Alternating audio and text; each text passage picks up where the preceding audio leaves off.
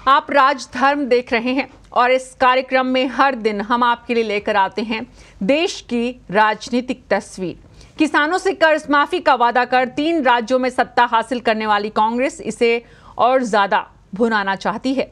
यही वजह है कि वो अगले आम चुनावों में कर्ज माफी के मुद्दे पर किसान वोट बैंक को साधने की तैयारी कर रही है। लेकिन कांग्रेस की इन कोशिशों को आम चुनाव से पहले देश के छोटे से राज्य उड़ीसा से चुनौती मिल रही है, जहां मुख्यमंत्री नवीन पटनायक कालिया योजना लाकर कांग्रेस की कर्ज माफी को चुनौती दे रहे हैं। क्या है ये कालिया योजना और कैसे कांग्रेस के मंसूबों पर पानी फेर सकती है? देखिए उड़ीसा से हमारे वरिष्ठ सहयोगी संदीप पुरोहित की विशेष रिपोर्ट।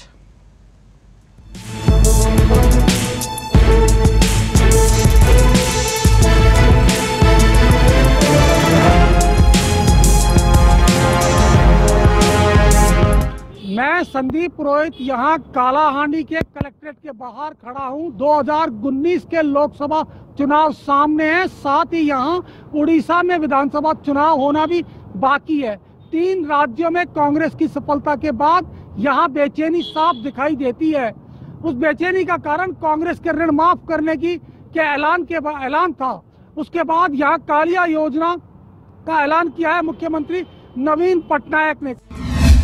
किसानों के मुद्दे पर गर्म देश की सियासत, ओडिशा में मिला कर्ज माफी का विकल्प, कांग्रेस को कालिया की चुनौती।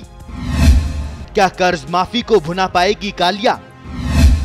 क्या किसानों का सहारा बनेगा कालिया? क्या ओडिशा में कालिया दिला पाएगी वोट? आखिर कांग्रेस के पास कालिया का क्या तोड़?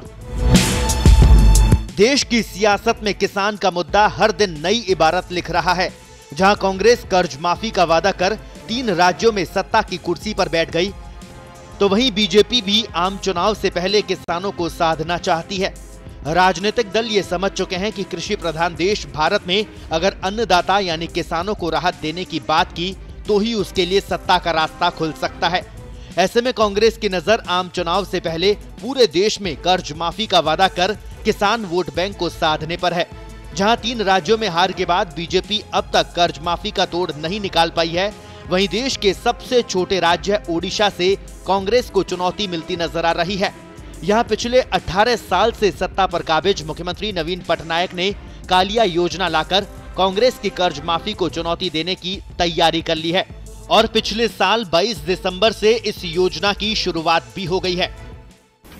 Kalia scheme is historic in the sense that it covers almost 92% of the cultivators in the state and almost all landless agricultural laborers. There are about 32 lakh cultivators in the state. अब आपको बताते हैं आखिर कालिया योजना क्या है और ये कैसे कर्ज माफी को चुनौती दे रही है।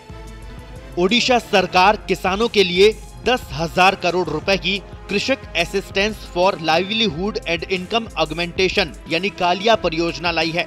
इस परियोजना में किसानों को बीमा के साथ साथ वित्तीय, आजीविका और खेती के लिए सहायता प्रदान की जाएगी। कालिया परियोजना के तहत 2020-21 तक 3 साल में यह रकम खर्च की जाएगी। प्रदेश के सभी छोटे और हाशिए पर रहने वाले 30 लाख से अधिक किसानों को इस परियोजना में शामिल किया जाएगा। प्रत्येक परिवार को साल में 10,000 रुपए दिए जाएंगे। खरीफ और रबी दोनों सीजन में 5-5 हजार रुपए दिए जाएंगे। प्रदेश के 92% किसान इस परियोजना में शामिल होंगे। लगभग 10 लाख भूमिहीन कृषि परिवारों को भी 12,500 रुपए की सहायता प्रदान की जाएगी। इसके अलावा सभी फसलों के लिए 50,000 रुपए तक ऋण भी ब्याज मुक्त होगा। ओडिशा में लोकसभा की 21 सीट है। पिछले चुनाव में मोदी लहर के बावजूद बीजू जनता दल ने 20 सीट जीतकर इतिहास बनाया था। इस बार भी कर्ज के बोझ तले दबे किसानों को उबारने के लिए नवीन पटनायक ने कालिया योजना का कार्ड खेला है। पटनायक के ओडिशा की राजनीति में एक तरफा राज करने का कारण भी ऐसी योजनाएं ही है। इससे पहले भी पटनायक चुनाव से पहले कई योजनाएं लाकर लोकप्रियता हासिल कर चुके हैं। इनमें महिलाओं के लिए शक्ति योजना प्रमुख है। इसके अलावा राज्य खाद्य सुरक्षा योजना के लाभार्थियों को 1 रुपए किलोग्राम की दर से चावल देने की योजना भी काफी लोकप्रिय हुई। नमस्कार, मैं संदीप पुरोहित यहाँ कालाहांडी के कालासेड़ा गांव में है। नवीन पटनायक इस बार कालिया योजना पर दांव खेल रहे हैं। बात करते हैं कालिया योजना की, लोगों को जानकारी है या नहीं है, पूछते हैं उनसे। कालिया योजना ना फार्म मैंने पकै छो के नहीं जान लो है और मैं हिंदी कथा नहीं जानो। फार्म मैंने पकै छो केते हजार लेखा 25,000 लेखा मिलो और बाड़न गति को बुढ़ी चालू छे और बुढ़ा छेल छोला बिकी को चालू छो। ये क्या कह रहे हैं आप बताएंगे हिंदी में? और देखो भैया, कालिया योजना में हमको बहुत सुविधा है। नवीन पटनायक 25,000 रुपया चासी को मिलते हूँ और जमीन वाले को 12,000 12,500 फायर मिलते हूँ। बस वही बात नवीन पटनायक। बात करें बीजेपी की तो वो अब तक कांग्रेस की कर्ज माफी का तोड़ नहीं निकाल पाई है। कर्ज माफी के मुद्दे के कारण उसे 3 राज्यों से सत्ता गंवानी पड़ी है। ऐसे में बीजेपी भी किसानों को साधने के लिए समीकरण तलाशने में जुट गई है। 21 सीट वाले ओडिशा में पिछले चुनाव में उसे केवल 1 सीट ही मिल पाई थी। प्रधानमंत्री नरेंद्र मोदी पिछले 3 हफ्तों में 3 बार ओडिशा का दौरा कर चुके हैं। ऐसे में यहाँ चर्चाओं का बाजार गर्म है। चर्चा ये भी है कि लोकसभा चुनाव में प्रधानमंत्री मोदी पुरी से मैदान में उतर सकते हैं। जिनकी तिजोरी में गरीबों से लूटा हुआ धन जाना बंद हुआ है, वो मुझसे बदला लेने की फिराक में है। कोशिश करेंगे, लेकिन आपके आशीर्वाद से वे सारे विफल होने वाले हैं, ये मेरा विश्वास है। धरती पुत्र को अब कर्ज माफी और कालिया से उम्मीद है। राजनीतिक दल वोट बैंक को भुनाने के लिए किसानों को साधने की कोशिश कर रहे हैं। कांग्रेस और बीजू जनता दल ने तो अपना किसान कार्ड खेल दिया, अब बारी बीजेपी की है। ऐसे में किसानों को उम्मीद है कि आम चुनाव से पहले मोदी सरकार कोई नई योजना लाकर दोनों दलों का समीकरण बिगाड़ सकती है। अब देखना यह होगा कि राजनीतिक दलों की ये तमाम कोशिश उन्हें वोट दिलाने में कितना कामयाब होती है। यही कारण है कि भारतीय जनता पार्टी और कांग्रेस दोनों किसानों पर दांव खेल रही है। कांग्रेस किसानों के ऋण माफ की बात कर रही है, तो वहीं बीजू जनता दल के सुप्रीमो नवीन पटनायक कालिया योजना लेकर आए हैं। मैं आपको बता दूं, इससे पहले वे शक्ति मिशन और 1 रुपए किलो चावल देकर के भी कई लोकप्रिय योजनाएं लेकर आए थे। पर देखना यह है क्या इस बार वे कामयाब होंगे, क्या कांग्रेस और भाजपा उनके चक्रव्यूह को तोड़ पाएगी। कालाहांडी से संदीप पुरोहित।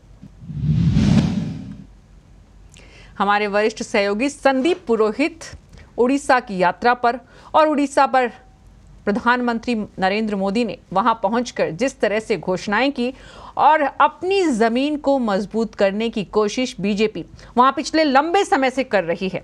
लेकिन जमीन मजबूत है वहां के मौजूदा मुख्यमंत्री की, जिसे हिलाना इतना आसान नहीं है और ये बीजेपी को भी समझ में आ चुका है। यही वजह है कि अब प्रधानमंत्री की भाषा और बोली दोनों बदल चुकी हैं। अब वो कह रहे हैं कि मोदी की मदद कौन करेगा।